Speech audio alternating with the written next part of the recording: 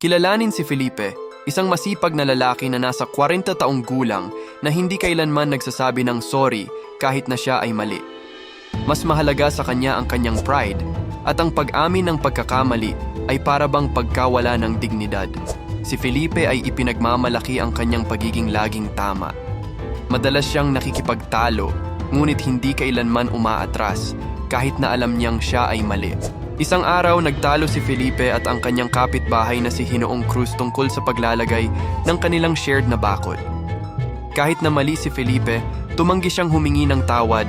Si Ginoong Cruz, na frustrate sa katigasan ni Felipe, nagdesisyong iwan na lang ito upang maiwasan ang karagdagang gulo. Naglakad siya palayo habang umiling. Sa hapunan, pinag-usapan ng pamilya ni Felipe ang pagtatalo. Ang kanyang asawang si Maria ay mahinahong nagmungkahi na humingi siya ng tawad kay Ginoong Cruz, ngunit tumanggi si Felipe. Napansin ng mga anak ni Felipe, sina Carlos at Sofia, ang tensyon. Tinanong ni Carlos, isang curious na 10 taong gulang na bata, kung bakit hindi humihingi ng tawad si Felipe. Binalewala ni Felipe ang tanong. Sinasabing ito ay usapin ng pride. Sa trabaho, nakipagtalo si Felipe sa kanyang katrabaho na si Ana tungkol sa isang proyekto. Kahit na malinaw na nagkamali siya, tumanggi siyang humingi ng tawad. Frustrated, hinarap ni Ana si Felipe tungkol sa kanyang pagkakamali, ngunit nanindigan si Felipe, ayaw aminin na siya ay mali. Ang boss ni Felipe, si Ginoong Tanaka, ay nag-intervene. Nagmumungkahi na humingi si Felipe ng tawad kay Ana upang maresolba ang conflict. Tumanggi si Felipe, sinasabing siya ay tama. Sa paglipas ng panahon, ang pagtanggi ni Felipe na humingi ng tawad ay nagdulot ng pag-iwas sa kanya ng mga katrabaho. Nagsimula siyang makaramdam ng kalungkutan. Sa bahay, napansin ng pamilya ni Felipe ang kanyang pag-iisa at nag-alala para sa kanya. Sinubukan ni Maria na kausapin siya, ngunit binalewala siya ni Felipe. Napansin din ni Carlos at Sofia ang pagbabago sa kanilang ama. Tinanong nila ang kanilang ina kung bakit hindi humihingi ng tawad si Felipe. Ipinaliwanag ni Maria na ang pride ay maaaring maging mabigat na pasanin. Bumisita ang matandang kaibigan ni Felipe na si Jose at napansin ang pagbabago.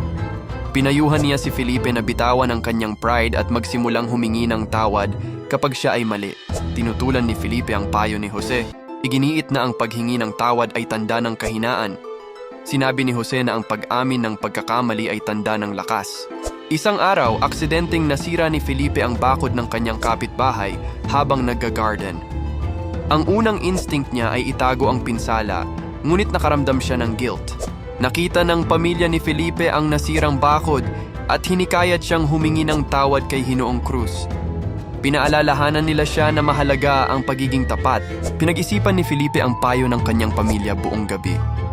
Napagtanto niya na ang kanyang pride ay nagdudulot ng mas maraming pinsala kaysa kabutihan. Kinaumagahan, nagdesisyon si Felipe na humingi ng tawad kay Ginoong Cruz. Nakaramdam siya ng kaba, ngunit determinado siyang itama ang pagkakamali. Lumapit si Felipe kay Ginoong Cruz at taus-pusong humingi ng tawad sa nasirang bakod. Nabigla si Ginoong Cruz pero tinanggap ng may kagalakan ang paghingi ng tawad. Ang positibong tugon ni Ginoong Cruz ay nagbigay ng lakas ng loob kay Felipe. Nakaramdam siya ng ginhawa at pride sa paggawa ng tama. Buong tapang na humingi ng tawad si Felipe kay Ana sa trabaho. Inamin niya ang kanyang pagkakamali at humingi ng tawad. Nabigla si Ana pero pinahalagahan ang paghingi ng tawad ni Felipe. Nagkamay sila at nagkasundong magtulungan ng mas harmoniously. Unti-unting gumanda ang relasyon ni Felipe sa trabaho. Napansin ng kanyang mga katrabaho ang pagbabago at nagsimulang maging palagay sa kanya muli. Pinagmamalaki ng pamilya ni Felipe ang kanyang progreso. Napansin ni Maria, Carlos at Sofia kung gaano siya kasaya at mas relaxed. Salamat sa panunood ng kwento ni Felipe. Naranasan niyo na bang magkaroon ng struggle sa pride at paghingi ng tawad? Ibahagi ang inyong mga kwento sa comments sa ibaba at huwag kalimutang mag-like, share at subscribe para sa mas marami pang nakakaantig at inspiradong animated na kwento.